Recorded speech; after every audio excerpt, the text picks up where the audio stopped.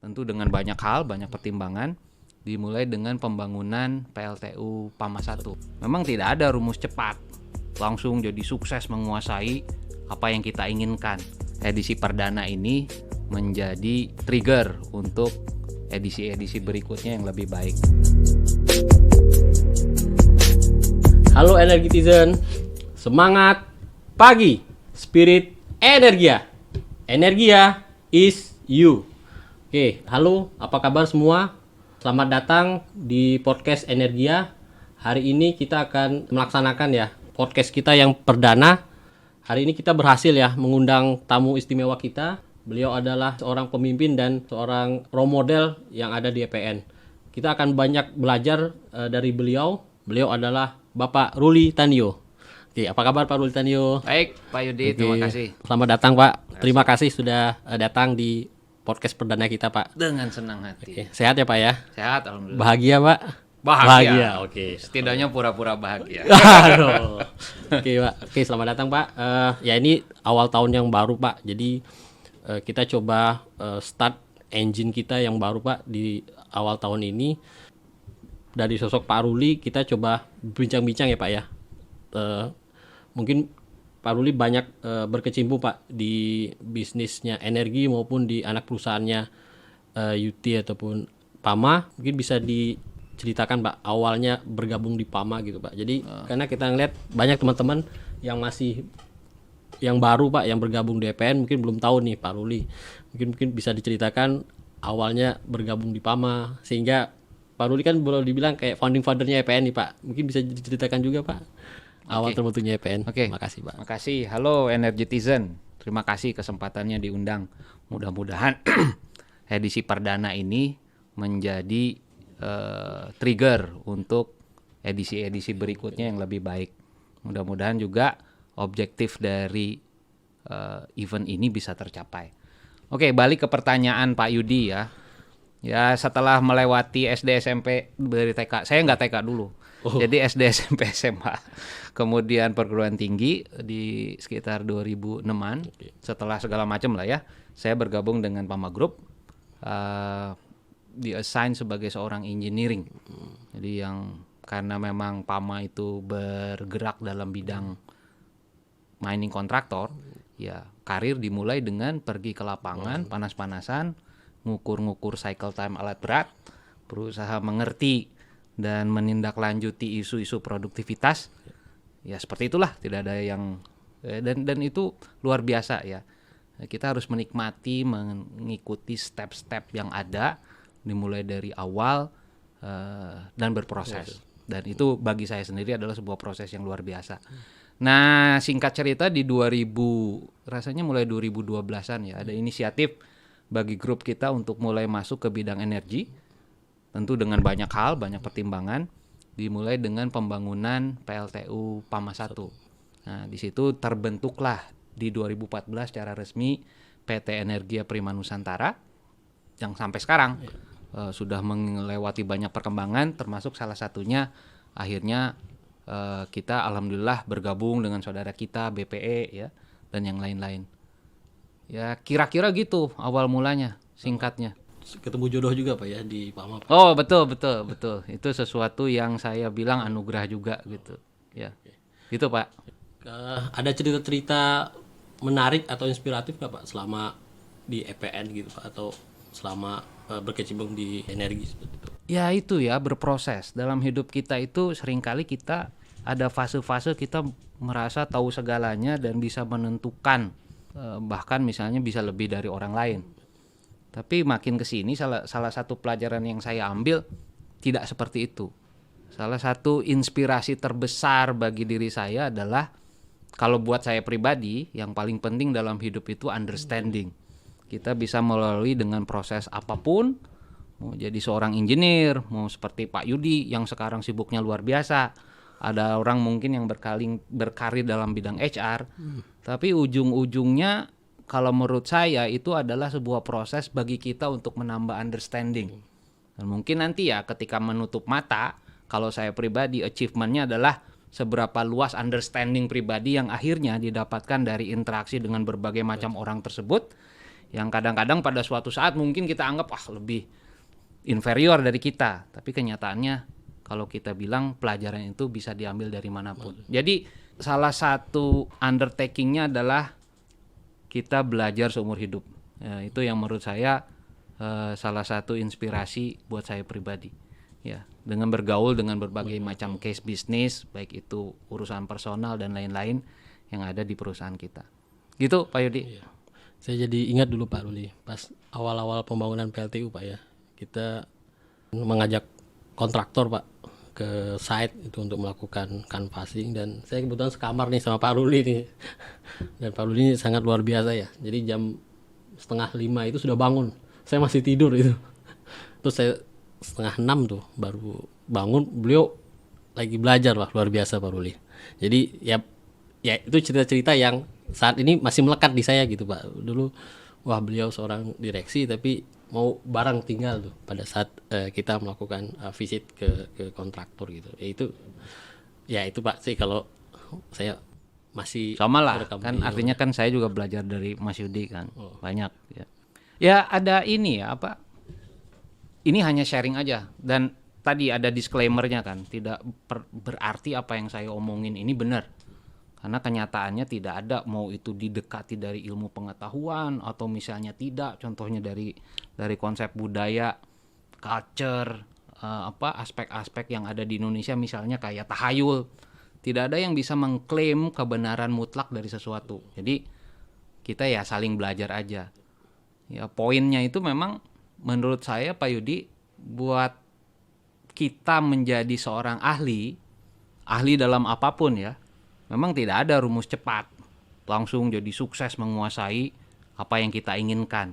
Semuanya itu harus dilatih oleh proses belajar dan mengaplikasikan pelajaran itu dalam kehidupan nyata. Kombinasi kedua itulah yang akan membuat kita akhirnya yang disebut nanti expert. Jadi nggak ada istilahnya expert dadakan. Kalau ada orang yang bisa dengan cepat menguasai sesuatu, jangan dianggap itu kita karena kita tidak tahu proses di belakangnya, seperti apa yang dia lakukan. Mungkin ada orang yang meluangkan waktunya di malam hari untuk bangun, belajar, berusaha untuk memperdalam ketika orang lain tidur. Itu bisa terjadi. Tapi yang kita lihat kan sehari-hari, interaksi sehari-hari. Kita tidak tahu usaha apa yang sudah dilakukan orang. Kalau misalnya memang kita lihat orang tersebut memiliki akselerasi pengetahuan atau skill tertentu ya. Jadi memang kita harus meluangkan intinya waktu supaya kita bisa memperdalam. Tidak ada kerja cerdas tanpa kerja keras di awal. Semua diawali oleh kerja keras. Oke, jadi selalu berusaha yang terbaik ya Bro ya, memberikan effort yang maksimal dalam. Betul. Kerja keras dan kerja cerdas tadi harus kemudian dibungkus oleh sebuah tujuan. Tanpa itu kita kerja keras dan kerja cerdas tadi tidak ada frameworknya. Ya berbagai macam tujuan itu macam-macam. Ada tujuan yang sifatnya tadi spiritual, ada yang mungkin ekonomi, sah-sah aja. Tidak ada yang bilang satu tujuan lebih baik dari tujuan yang lain. Ya, tapi kombinasi antara akhir dan prosesnya, alignment antara keduanya itu yang penting sehingga membuatnya bisa jadi lebih efektif. Oke, Pak Ruli, kemarin pada saat Bapak menyampaikan strategi direction Pak di annual meeting, itu ada hal-hal yang menarik Pak. Pertama terkait krisis Pak ya, baik itu bicara krisis ekonomi, kemudian kita bicara krisis iklim, termasuk juga ada krisis geopolitik gitu. Nah, kalau menurut Pak Ruli sendiri melihat krisis itu seperti apa sih, dan apakah impact KPN itu seperti apa gitu Pak? Ya krisis itu bisa dipahami sebagai sebuah cycle saja sebetulnya. Karena ada imbalance di mana-mana. Jadi kalau kita tahu ada ordinary business cycle, ada yang extraordinary business cycle. Nah, extraordinary business cycle ini orang yang selalu refer sebagai krisis gitu ya. Tapi sebetulnya itu adalah ya sebetulnya kehidupan di dunia itu mirip naik sepeda Mas Yudi. Kita hanya bisa terus untuk seimbang Pak ya. Seimbang dengan bergerak, tapi dalam pergerakan itu selalu ada cycle-cycle tadi. Nah, itu dan tadi balik lagi ke pertanyaan, tergantung orang memaknainya. Ya, krisis itu bisa bermakna apa itu opportunity gitu ya, atau jadi threat, tergantung kita memaknainya.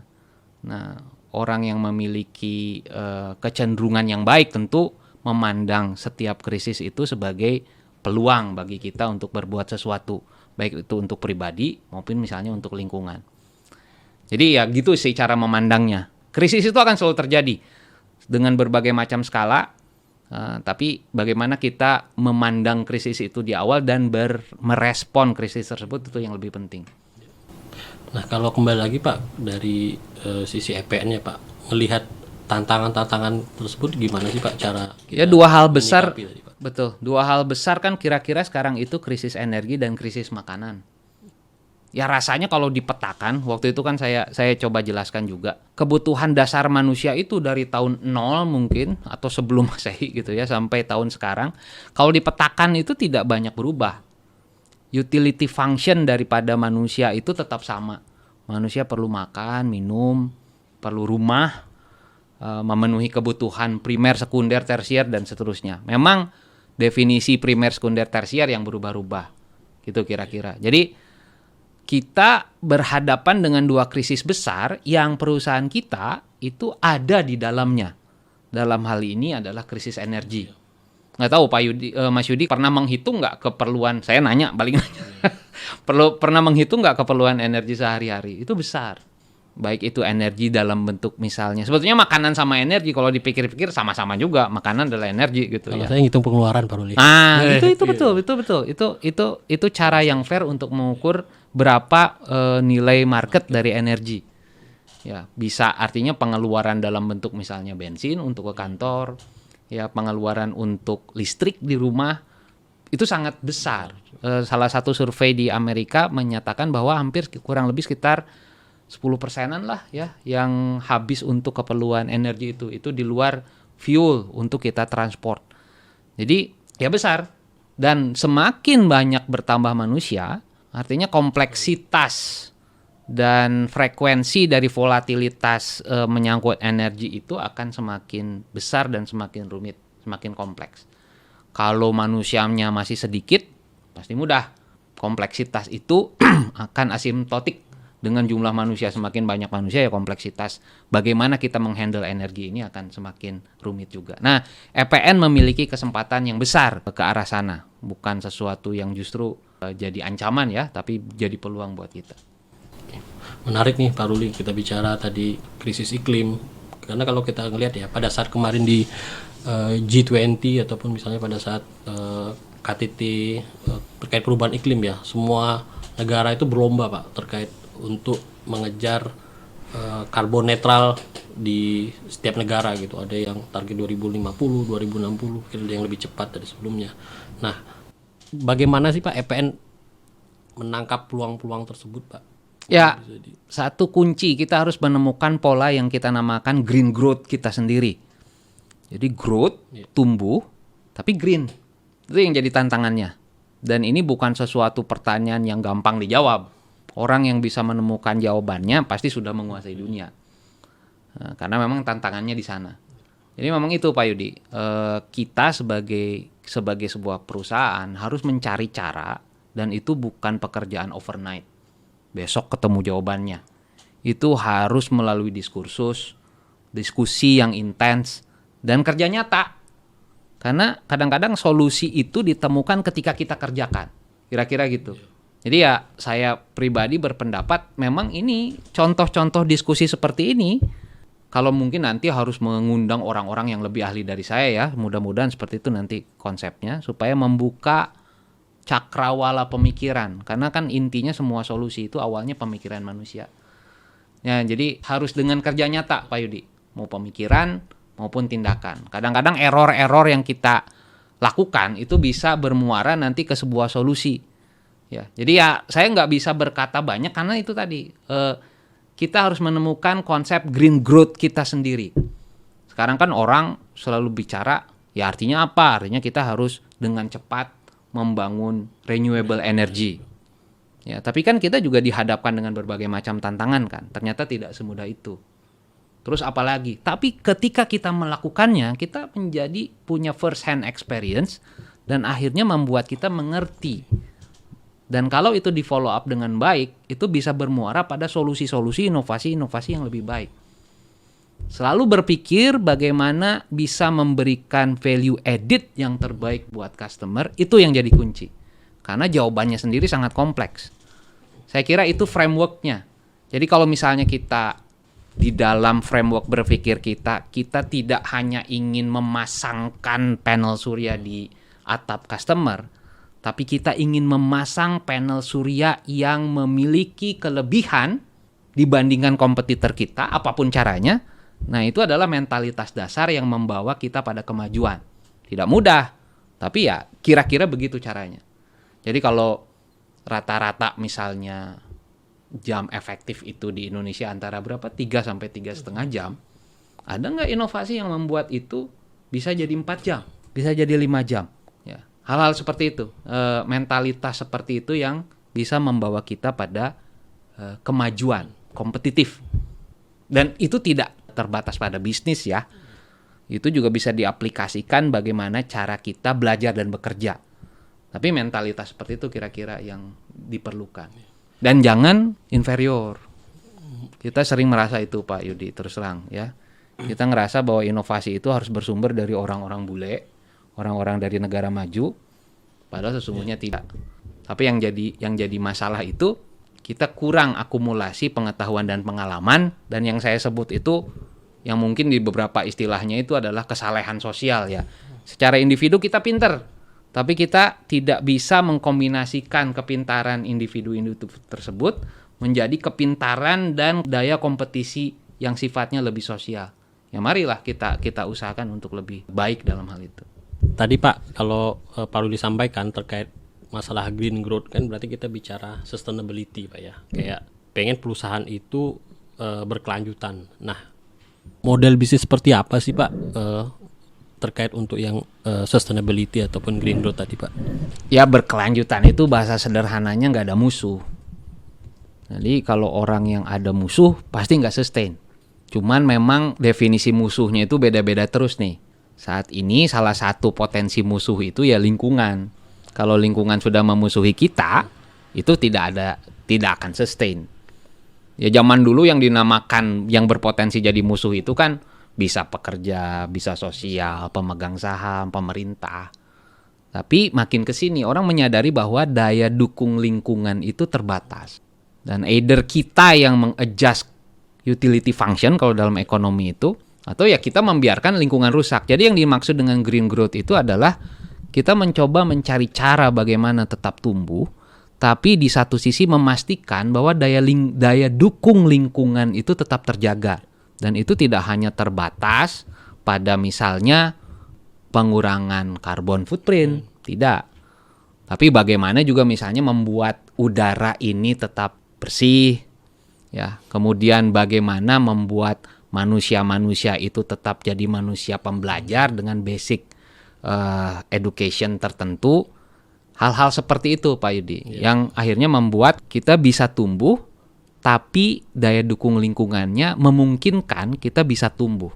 Jadi itu jagain rumah kita sendiri. Berarti net profit sama lingkungannya dapat gitu Pak Yudi. Jadi nggak hanya make money, tapi juga kita bicara betul. Ya contoh paling nyata misalnya di Cina ya. Mereka ada sebuah waktu di mana kota-kotanya itu kan menjadi kotor kan. Karena pembangunan pertumbuhan ekonomi yang luar biasa. Pada satu titik mereka tidak bisa lagi ternyata. Karena udara itu sudah begitu kotor, sehingga mobilitas manusia dan mungkin kesehatannya terganggu, ujung-ujungnya ekonomi mandek. Itu selalu menjadi sebuah siklus. Karena kan pada hakikatnya ekonomi itu kan mobilitas manusia. Pada saat ini ya, kira-kira gitu. Jadi ya itu konsepnya Pak. Gimana kita fostering growth dengan menjaga daya dukung lingkungan, ya supaya kitanya tetap relevan, gak di-cancel sama lingkungan. Itu kira-kira. Itu secara definisi. Nah dalam konteksnya EPN, misalnya bagaimana kita bisa tumbuh dengan menyediakan energi yang sejalan dengan kepentingan green growth tadi. Tentu yang kita pikirkan sekarang adalah pembangunan renewable energy. Tapi mungkin ada solusi-solusi lain yang bisa dipikirkan. Misalnya salah satunya nuklir. Siapa tahu. Ya, karena kenyataannya perkembangan renewable ini yang disayangkan pace-nya tidak bisa mendukung keinginan manusia untuk bisa tumbuh. Jadi green-nya oke, growth-nya terhambat. Padahal keinginan manusia kan tak terbatas.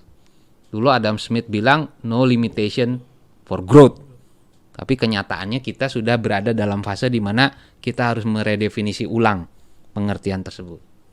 Oke, menarik sih Pak. Tadi kalau kita bicara green energy tadi Pak. Nah, saat ini kan ya Indonesia juga punya nih Pak target untuk karbon netral tadi 2060, kemudian bauran energi 23% di 2025, 29% di 2030. Nah, ini kan pasti banyak tantangan-tantangannya nih Pak, yang khususnya di Indonesia nih. Pak Ruli melihat tantangan tersebut seperti apa sih Pak? Ya tadi artinya peluang buat kita. Satu aspek energi per kapita kita relatif masih sangat rendah. Padahal yang namanya energi itu adalah representasi dari kemajuan. Mas Yudi bayangkan orang yang misalnya jadi tukang kayu ya, memotong kayu. Yang satu pakai gergaji, yang satu pakai mesin. Dan mesin itu pakai energi listrik kan. Kira-kira produktivitasnya kan jauh. 6 kali, mungkin 10 kali.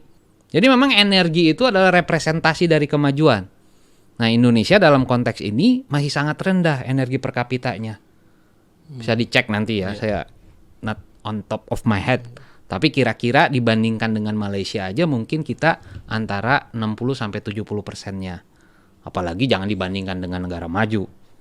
Ya, jadi itu adalah satu faktor yang kita sebutkan proksi kemajuan energi. Di sisi yang lain, Indonesia itu sebetulnya juga sangat kaya terhadap kemungkinan implementasi renewable energy. Tentu dengan masalahnya masing-masing. Surya, negara tropis. Tapi memang disayangkan keberadaan awan karena kita berada di sebuah negara kepulauan yang membuat itu jadi sedikit penghambat. Bukan berarti tidak ada solusi. Angin di mana-mana. Karena kan angin itu prinsipnya bergerak kalau ada perbedaan tekanan. Laut, darat. Ya harusnya kita banyak angin gitu ya. Kemudian air mana-mana karena kita memang topografinya itu memungkinkan ada kombinasi antara dataran tinggi pegunungan dengan dataran rendah, itu pasti air mengalir dari mana-mana. Jadi apalagi kita dikatakan sebagai salah satu negara yang memiliki potensi geotermal yang terbesar. Jadi kita sebetulnya surga dari renewable energy. Tinggal bagaimana kita menjadi pionir, menjadi pendorong elemen penggerak. Yang saya maksudkan karena kadang-kadang ini surga, tapi karena misalnya peraturan yang belum selesai, akhirnya nggak bisa kita manfaatkan. Nah ini dalam situasi apapun, dalam kapasitas apapun, kalau ada orang yang bisa menggerakkan, dalam ini ada entitas yang bisa menggerakkan, itu bisa menjadi trigger terwujudnya tadi surga renewable. Jadi saya sebutkan Indonesia itu surga renewable dengan berbagai macam constraint yang ada ya, tantangan, tapi bukan sesuatu yang tidak bisa kita selesaikan. Nah, peluang-peluangnya tadi Pak, gimana sih supaya EPN bisa sustain Pak di renewable energy tadi sih Pak? Mungkin dari Pak Ruli ada konsep atau kira-kira strategi gitu. Satu-satunya inovasi itu mentalitas. Kita harus memiliki mentalitas untuk memberikan yang terbaik buat pelanggan, ya. Dan kita harus memiliki mentalitas untuk berinovasi. Sebetulnya dua hal yang sama, itu dua permukaan dari koin yang sama gitu ya. Jadi memberikan nilai tambah yang terbaik, artinya berinovasi. Tidak ada jalan lain. Ya, menurut saya banyak ya. Contohnya misalnya bagaimana kita mengkombinasikan tadi, walaupun sampai saat ini kita masih seperti penjahit ya, beli, kemudian kita jahit, tetap harus ada ciri khasnya. Sehingga orang tertarik untuk menggunakan jasa kita. Ya, apakah itu misalnya kualitas produknya yang baik, ya, atau delivery-nya, safety dalam pengerjaan dan lain-lain. Jadi tetap dibulak-balik kayak gimana juga, itu akan sangat tergantung dari kemampuan kita berinovasi. Dan inovasi itu didukung oleh orang-orang yang memiliki nilai. Nah makanya podcast-podcast ini seperti ini sangat bermanfaat. Kalau pas kena pada orang yang bukan hanya ingin mendengarkan tapi juga menyimak dan akhirnya bertindak, itu jadi luar biasa. Dan kalau itu sudah seragam seluruh anggota di EPN seperti itu dampaknya akan masif. Jadi ini bukan sesuatu yang sepele. Makanya luar biasa sekali ya. Mudah-mudahan makin ke sana kualitas programnya makin baik.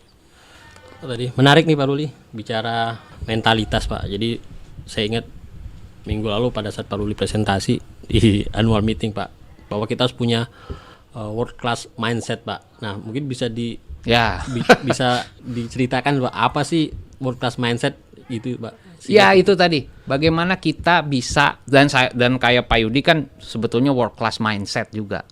Ya, jadi bagaimana kita memiliki kemampuan untuk membuang jauh-jauh inferioritas, bahwa kita tidak mampu. Itu udah jadi pembatas sendiri untuk kita bergerak maju. Nah, salah satu caranya itu ya pede. Ya. Kalau kita perhatikan bagaimana pola sebuah negara itu jadi maju, kan kira-kira ada dua kemungkinan yang kita sebut sebagai satu social planner. Negara-negara kayak komunis Cina biasanya itu top leadernya itu diisi oleh pimpinan-pimpinan yang dianggap super pinter. Mereka dikader dari kecil, ya. Walaupun ada tentu ya penyimpangan-penyimpangan tetap, tapi kurang lebih yang terbaik itu yang jadi top leader. Kemudian mereka mengarahkan secara sosial masyarakatnya ikut pemikiran mereka, dan itu harus masif nurut, kira-kira gitu. Itu kenyataannya berhasil. Ada keberhasilan tertentu. Yang pola yang kedua ya kayak negara-negara demokrasi. Mereka menyerahkan secara masif kreativitas itu ke masyarakat. Tidak boleh dibatasi oleh batasan apapun. Karena katanya membatasi sesuatu itu ya kreativitas nggak muncul. Nah, dua pola ini yang kita harus cari pola sendiri. Dan dengan tentu saja local wisdom. Nah, sama juga di dalam konteks perusahaan ya. Kita ingin punya kebijakan seperti apa? Saya pribadi lebih memilih orang-orang itu diberikan kebebasan, bukan kebebasan sebebas-bebasnya. Kita kan negara Pancasila ya. Tapi kebebasan dalam berpikir sehingga kreativitas itu tidak terkungkung. Saya cenderung orang yang tidak terlalu suka dengan pembatasan harus masuk jam segini, pulang jam segini, tapi pulang nggak ngapa-ngapain. Tidak ada yang dikerjakan. Tapi kalau setiap orang misalnya memiliki satu pemikiran yang dia pikirkan dengan baik, di-share sama teman-temannya, di peer review, dan kemudian dikerjakan, itu jauh lebih baik kalau setiap hari dilakukan seperti itu. Itulah budaya yang akan membawa kita tadi tidak lagi inferior. Ya memang yang jadi sulit itu saya ngomong kayak gini, itu dengan segala macam kesadaran bahwa itu sesuatu yang tidak mudah dilakukan. Kalau itu mudah dilakukan kita sudah jadi negara maju kan. Tapi ya balik lagi Pak, semuanya itu harus dimulai dengan kita percaya diri. Kita bisa melakukan, ya. Tapi supaya efektif melakukannya bersama-sama, berkolaborasi. Kalau dipikir-pikir, baik itu tadi balik lagi ke dua sistem atau pola yang kita lihat, Cina juga berkolaborasi, Amerika juga berkolaborasi. Yang satu dengan cara komando, yang satu dengan kesadaran atau misalnya memang intensif ekonomi. Kira-kira gitu, tapi ujungnya kolaborasi. Wah, makin seru aja nih Pak obrolan kita Pak. Tadi kita bicara makro, global, kemudian kita bicara Indonesia, kemudian kita bicara bisnis yang ada, transformasi bisnis yang ada di EPN, termasuk juga bagaimana pengembangan dari sisi mentalitas. Ya ini kan terkait nanti bagaimana kita coba bisa mendevelop diri kita. Nah terkait digitalisasi nih Pak, mungkin kita bicara teknologi Pak. Nah kira-kira Pak, menurut Pak Ruli ya, teknologi apa sih yang harus diperkuat Pak dari timnya EPN? Kemudian kira-kira untuk kedepannya apa sih yang harus kita kembangkan sih Pak terkait teknologi itu Pak, yang berhubungan sama digitalisasi ya. Betul Pak. Ya, saya balik lagi ke zaman Pak Soeharto tuh, kita harus menerapkan yang namanya teknologi tepat guna, bukan teknologi yang tidak tepat guna, tidak tepat dan tidak berguna. Jadi harus ada kriteria. Kalau tadi Mas Yudi nanya teknologi apa yang kita terapin, termasuk digitalisasi, kita harus memiliki kriteria mana teknologi yang harus kita terapin dan berguna untuk proses bisnis kita. Jangan ikut-ikutan.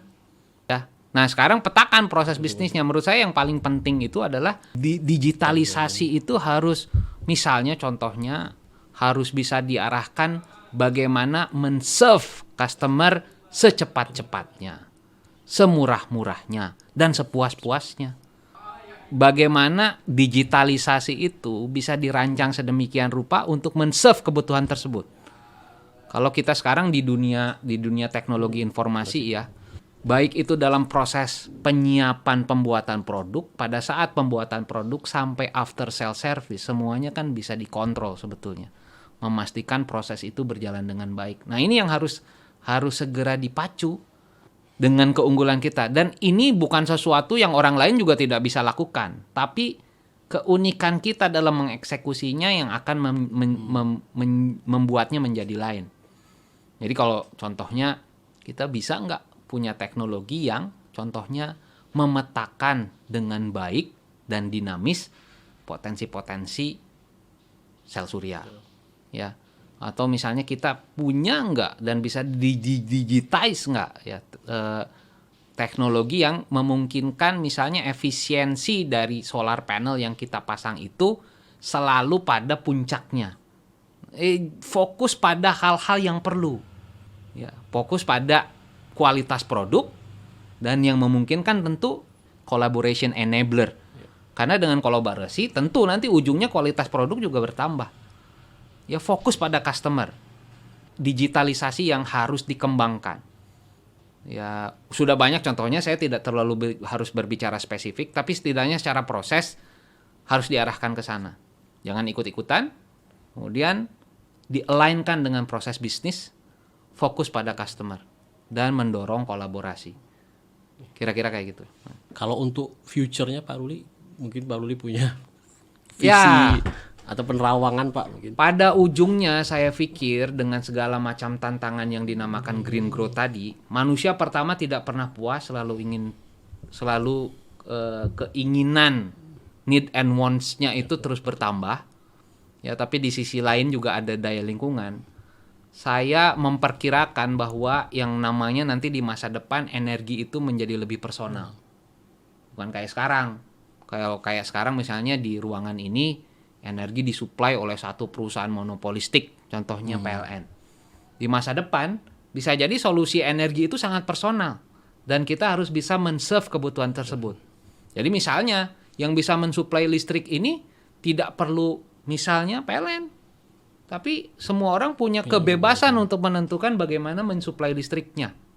Dia mau berpindah dari satu tempat ke tempat lain juga itu kebutuhan personal. Atau misalnya bisa digantikan, kalau dia nggak perlu tempat, apakah bisa diganti dengan email, bisa diganti dengan telepon.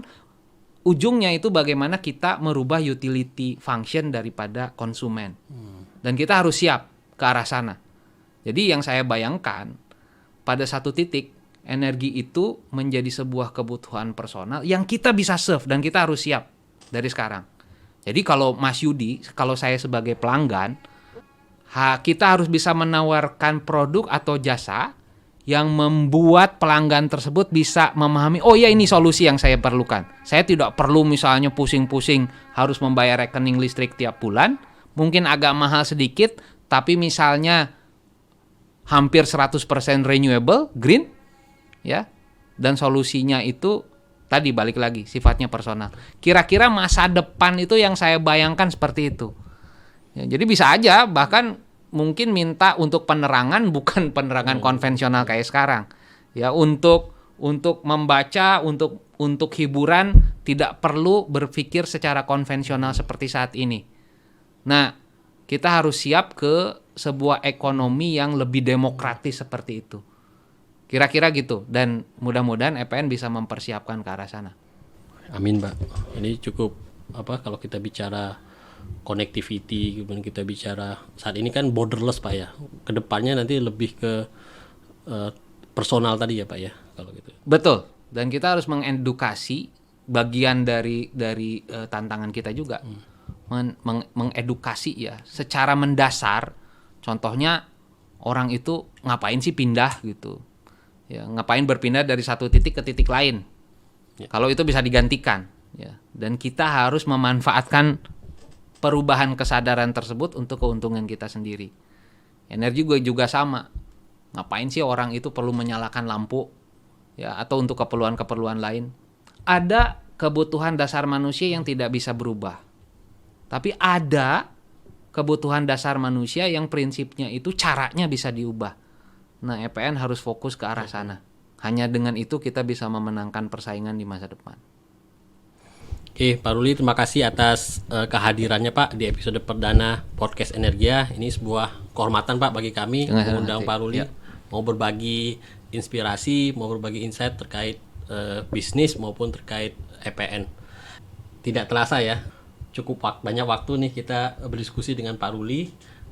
Saya coba sampaikan beberapa insight ya hasil podcast kita bersama Pak Ruli, bahwa dengan adanya krisis, baik itu adanya krisis iklim, ekonomi, termasuk juga adanya disrupsi ya, baik itu nanti secara teknologi, hal ini membuat tantangan bagi perekonomian global, fokusnya juga pada EPN, yang menjadi tantangan saat ini terkait masalah green growth. Tantangan ini sebenarnya perlu kita sikapi ya, dan banyak peluang-peluang yang bisa kita coba capture, kita coba ambil terkait kita melihat banyak sekali potensi-potensi renewable energy yang ada di Indonesia ini, dan hal ini juga banyak sekali tantangan-tantangan dalam eksploitasi bisnis di renewable energy. Nah, tantangan-tantangan tadi itu bisa kita coba sikapin ya dari pendekatan culture-nya kita atau value-nya EPN. Jadi salah satu yang coba saya tangkap dari Pak Ruli terkait masalah bagaimana kita coba menghilangkan inferior dari kita ya, bahwa kita harus mau berkompetisi gitu. Kita harus nggak boleh punya mentalitasnya, harus percaya diri gitu, bahwa kita harus yakin kita tuh bisa gitu. Dan ya seiring dengan banyaknya pengalaman yang pada saat kita mengerjakan pekerjaan kita itu, maka kompetensi secara otomatis itu akan meningkat. Kemudian kita harus strive for excellence ya. Jadi dengan fokus kepada customer gitu. Bagaimana kita coba memberikan hal yang terbaik buat customer, kecepatan kita dalam merespon customer ini menjadi bagaimana kita coba fokus di nilai untuk strive for excellence tadi. Kemudian tadi kita coba dapatkan dari Pak Ruli terkait bagaimana kita bisa mau berkolaborasi, bersinergi dengan semua tim. Karena kalau hanya kita bekerja berdasarkan masing-masing fungsi, masing-masing individu, maka apa yang telah kita targetkan, apa yang kita telah rencanakan itu tidak akan terselesaikan dengan baik. Mungkin jadi banyak hal-hal yang kita harus lakukan secara sinergi bersama-sama untuk bisa mencapai target dari perusahaan.